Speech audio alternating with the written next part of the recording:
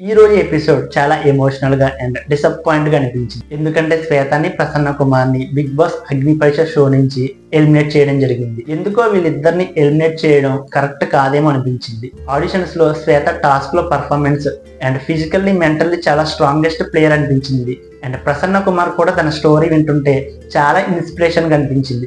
వీళ్ళిద్దరు ఖచ్చితంగా big boss house కి వెళ్తారేమో అనిపించింది. ఎవరైతే బిగ్ బాస్ హౌస్ కి వెళ్తారనుకున్నామో వాళ్ళిద్దరే ఫస్ట్ ఎలిమినేట్ అవ్వడం జరిగింది. ఎందుకో శ్వేత అండ్ ప్రసన్న కుమార్ ఎలిమినేషన్ అయితే చాలా డిసప్పాయింట్ అనిపించింది. శ్వేత మెంటల్లీ ఫిజికల్లీ చాలా స్ట్రాంగెస్ట్ పర్సన్, కానీ టాస్క్ లో సరిగ్గా పర్ఫార్మెన్స్ చేయలేకపోయింది. తనకు వచ్చిన ఛాన్సెస్ కూడా సరిగ్గా వినియోగించుకోలేదు. అండ్ ప్రసన్న కుమార్ స్టోరీ కూడా చాలా ఇన్స్పిరేషన్ అనిపించింది. అండ్ ఫిజికల్లీ కూడా చాలా స్ట్రాంగెస్ట్ పర్సన్, కానీ ప్రసన్న కుమార్ కూడా టాస్క్ లో సరిగ్గా పర్ఫార్మెన్స్ చేయలేకపోయాడు. అండ్ తన పాయింట్ మీద గట్టిగా మాట్లాడి స్టాండ్ తీసుకోలేకపోయాడు. ప్రసన్న కుమార్ ఫిజికల్లీ స్ట్రాంగ్, కానీ మెంటల్లీ స్ట్రాంగ్ కాదేమో అనిపించింది. ఈ రీజన్స్ వల్లే జడ్జెస్ శ్వేతాని ప్రసన్న కుమార్ కి ఎల్లో కార్డ్స్ ఇవ్వడంతో వాళ్ళిద్దరు ఈ షో నుంచి ఎలిమినేట్ అవ్వడం జరిగింది. ఇప్పటి వరకు జరిగిన టాస్కుల్లో ఇంకా చాలా మంది సరిగ్గా ఆడలేదు.